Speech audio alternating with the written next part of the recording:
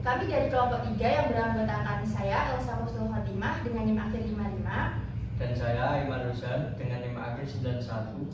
Saya, Habib Gilavandi dengan NIM akhir 75. Saya, Bagas Topang Budi dengan NIM akhir 81. Saya, Gampang Lukas dengan NIM akhir 70. Di sini kami akan mempresentasikan tentang perencanaan pembelajaran dengan materi perubahan zat fase B kelas 4. Elemen pemahaman IPAS, Sains dan Sosial.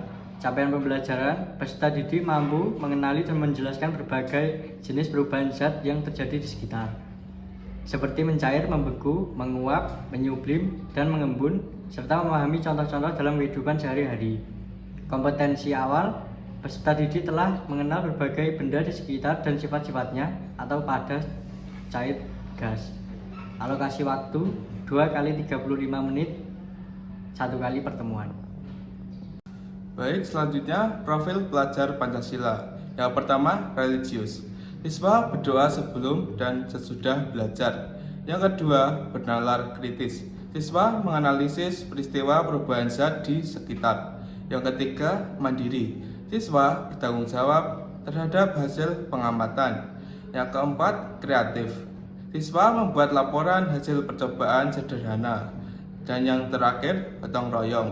Siswa bekerja sama dalam kelompok percobaan. Target peserta didik reguler. Model pembelajaran tatap muka atau luring. Pendekatan pembelajaran saintifik atau inquiry. Model pembelajaran yang digunakan discovery learning. Metode pembelajaran diskusi, demonstrasi, dan eksperimen sederhana. Selanjutnya, sarana dan prasarana. Prasarana yang digunakan yaitu ruang kelas, meja percobaan, sumber air, alat pemanas yang aman digunakan untuk anak. Selanjutnya, sarana yaitu buku guru dan siswa IPAS, alat peraga perubahan zat yaitu es batu, air panas, sendok logam, dan lilin. Selanjutnya, lembar kerja peserta didik atau LKPD, dan poster atau video perubahan zat. Selanjutnya, sumber belajar yaitu buku guru dan siswa IPAS kelas 4 Kemendikbudristek tahun 2021, video pembelajaran perubahan zat dan lingkungan sekitar. Tujuan pembelajaran atau TP berdasarkan CP. Peserta didik dapat menjelaskan berbagai jenis perubahan zat melalui pengamatan langsung dan memberikan contoh dalam kehidupan sehari-hari. Selanjutnya, tujuan pembelajaran harian. Yang pertama, menjelaskan apa yang dimaksud dengan perubahan zat. Yang kedua, mengidentifikasi macam-macam perubahan zat, mencair, membeku, menguap, menyublim, dan mengembun. Yang ketiga, melakukan percobaan sederhana untuk mengamati perubahan zat. Yang keempat, menyimpulkan hasil pengamatan dengan bahasa sendiri. Selanjutnya, pemahaman bermakna. Perubahan zat sering terjadi di sekitar kita, seperti es yang mencair menjadi air atau air yang mendidih menjadi uap. Dengan memahami hal ini, peserta didik bisa lebih peka terhadap proses ilmiah kehidupan sehari-hari.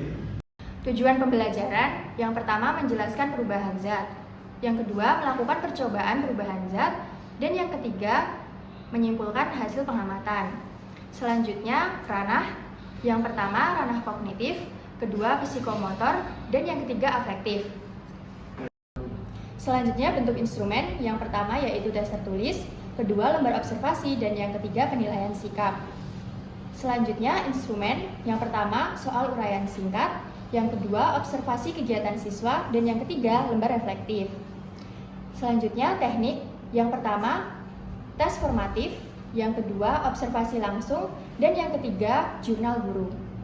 Selanjutnya, urutan kegiatan pembelajaran. Tahap pendahuluan. Kegiatan 1, memberi salam. Muatan inovatif P5, religius. Yang kedua, mengajak siswa berdiskusi tentang benda-benda di sekitar yang berubah bentuk atau es mencair, air mendidih, lilin meleleh. Dan yang ketiga, menyampaikan tujuan pembelajaran. Muatan inovatif P5, komunikasi. Estimasi waktu 10 menit. Selanjutnya, tahap kegiatan inti, sintaks 1, stimulasi dan identifikasi masalah. 4. Guru memberikan rangsangan awal berupa demonstrasi benda yang mengalami perubahan wujud. Salah satu contoh, es batu mencair. Muatan inovatif P5, berkomunikasi untuk mengemukakan pendapat. Yang kelima, siswa diajak mengamati dan menanyakan fenomena yang terjadi. Muatan inovatif P5, bernalar kritis, profil pelajar Pancasila. Estimasi waktu 50 menit. Selanjutnya tahap kegiatan inti. Sintaks 2, pengumpulan data dan eksperimen. Dengan kegiatan 6, siswa dibagi menjadi kelompok kecil dan melakukan percobaan mencairkan es, memanaskan air, dan membakar lilin. Inovatif P5 yaitu kolaborasi. Yang ketujuh, mereka mencatat hasil perubahan yang terjadi. Dengan inovatif P5 kolaborasi. Selanjutnya sintaks 3, analisis dan kesimpulan. Dengan kegiatan ke-8, setiap kelompok mempresentasikan hasil percobaan. Inovatif P5 kreativitas.